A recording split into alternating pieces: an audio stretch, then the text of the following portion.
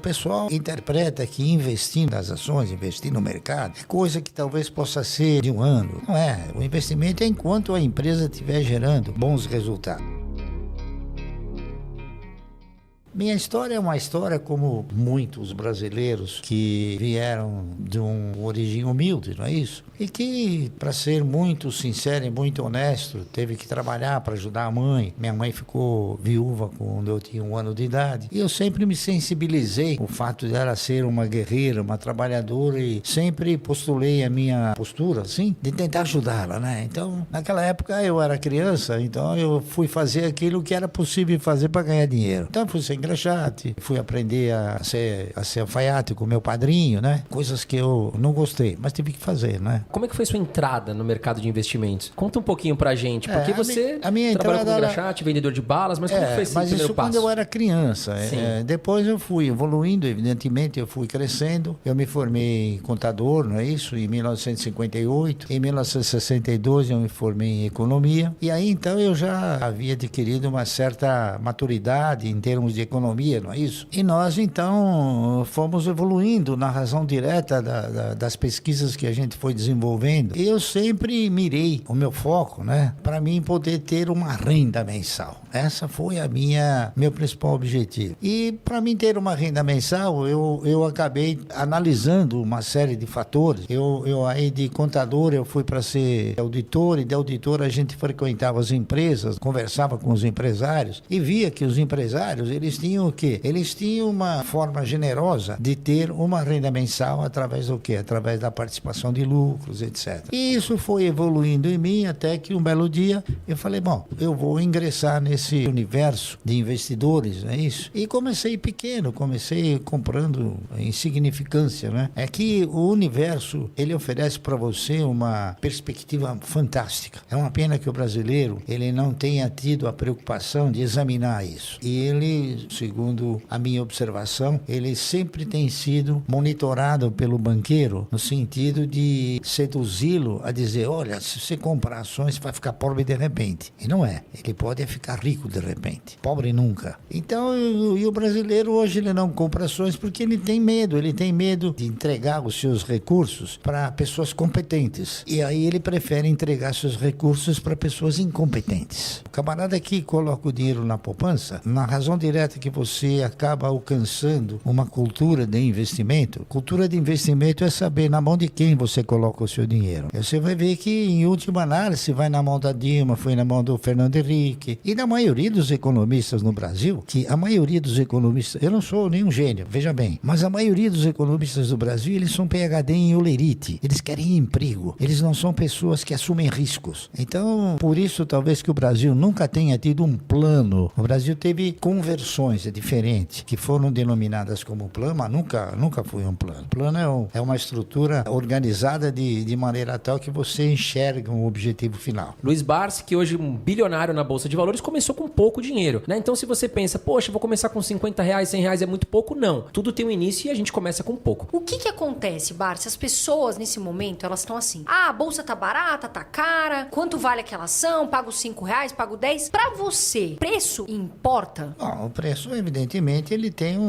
é um dos componentes. Ele é um dos componentes da decisão que você acaba tomando. Mas ele não é o único componente. Ele, conforme disse, é um dos componentes. É preciso que você tenha o quê? Que você tenha um elenco de fundamentos que possam te conduzir a você exercitar uma carteira de renda mensal. A minha visão principal é carteira de renda mensal, que eu faço isso desde 1971 e vou continuar fazendo até não poder mais. Porque é a única trajetória capaz de te conduzir ao quê? A você ter um futuro estável. É a única trajetória. Não existe outra. Quem está entrando na Bolsa desde o ano de 2019, pegou uma alta ali muito grande em 2019. Em 2020 veio o efeito pandemia, a Bolsa despencou. A gente teve alguns respiros, mas digamos que os investidores perguntam pra gente, e aí, André, Carol, o que você acha a Bolsa hoje, no nível que tá? Tá barata? Qual a sua opinião, Barsi? Geralmente, eu não interpreto nenhuma análise sobre a Bolsa. Primeiro, porque você não compra em nem vende ações da Bolsa. Você compra ações de empresas. Então, eu me preocupo sim com o desempenho das empresas. E você tem, nesse contexto todo de negociação, você tem boas, mais ou menos, e ruins empresas. O importante é você selecionar as boas e investir. Só que o pessoal interpreta que investir nas ações, investir no mercado, é coisa que talvez possa ser de um ano. Não é. O investimento é enquanto a empresa estiver gerando bons resultados. Eu tenho, por exemplo, ações de inúmeras empresas há muitos anos. Tem ações do Banco do Brasil que eu comprei a 60 centavos. Então o cidadão vai falar, pô, basta matar 36, por que você não vende? Porque não é um bom negócio vender. Ao contrário, tá entendendo? Por quê? Porque o Banco do Brasil me dá sistematicamente dividendos. E o que importa numa carteira de renda mensal não é quanto ela vale, e sim quanto ela te proporciona de recursos. Porque o patrimônio, no meu conceito, ele contempla o ego. Patrimônio. Mas ele não te põe dinheiro no bolso. O que te põe dinheiro no bolso é o dividendo. Então eu já aprendi e tento mostrar para as pessoas que, por exemplo, os camaradas compram uma ação por 1 e veio 90 centavos, ele não ficou pobre nem perdeu tudo. Houve uma oscilação porque o mercado ele é de renda oscilante. Mas o que vale são aqueles recursos que você obtém através do quê? Através da distribuição dos resultados das empresas. Esse é o fator principal. Barsi, comentando sobre o setor elétrico, quais são as 3 ações que o senhor mais gosta? Todas. Eu gosto de todas. Que o senhor tem mais posição? Eu gosto de todas aquelas que geram e transmitem. Aquelas que distribuem, não. Por quê? Porque o custo de geração e o investimento em geração, como o investimento em transmissão, é muito menor do que o investimento em distribuição. Distribuição, a empresa tem 70 mil clientes, né? E na transmissão tem 1 ou 2. Então, o custo é sempre menor. O custo de operação, consequentemente, o resultado é sempre mais significativo. Quais os melhores setores da Bolsa para você, Barsi? Os melhores setores para você investir são aqueles sem o qual uma economia não funciona. Esses são os melhores setores. Então, você tem energia elétrica, o setor de bancos comerciais, você tem telefonia. Saneamento eu não aprecio muito. Eu tenho algumas ações da Sabesp compradas há muitos anos, mas um saneamento aqui no Brasil ainda tem muito lugar que tem fossa, né? Então, o investimento em saneamento, como ele é feito mais ou menos, a maioria por estatais, então, o que você coloca embaixo da terra não gera voto.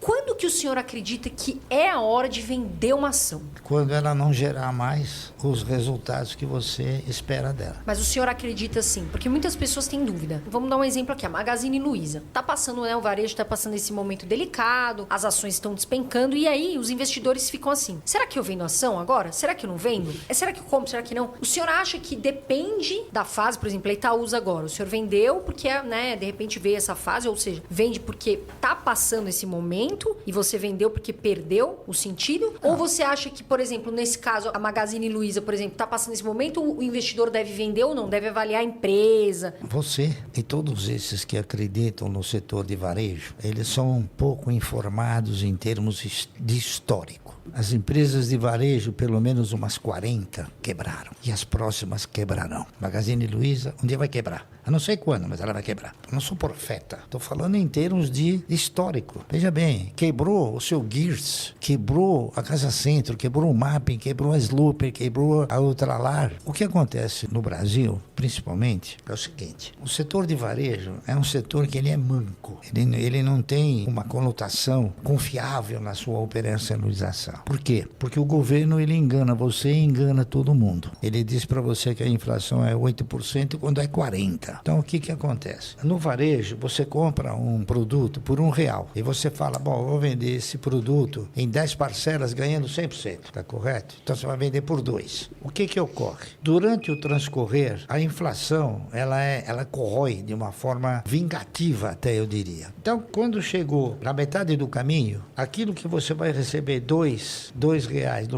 no fim da linha, você já tem que comprar esse produto por R$2. Então, o varejo é uma atividade que você tem que estar sempre aportando recursos, sistematicamente. É por isso que, na minha avaliação, ele não é um setor bom. Então, quem compra varejo é porque ele desconhece isso. Quais são 3 empresas que o senhor não tira da carteira? Desde que o senhor começou a investir, o senhor pretende ficar com elas até o final? A Klabin é uma delas. Eu diria também o Banco do Brasil, porque o Banco do Brasil, ele é a única empresa estatal que tem um bom dono, que se chama Previ, porque ela também é uma empresa controlada pelo governo, né? Mas ela tem a Previ. E a Previ não são os políticos, são os ex-funcionários. Então há uma preservação muito mais eficiente no caso do Banco do Brasil. Tem uma terceira empresa também, eu diria a Unipar, da qual eu faço parte como membro do conselho, que são atividades que são importantíssimas numa economia. Qual ação que nesse momento o Jacaré está de boca aberta querendo comprar? TASA.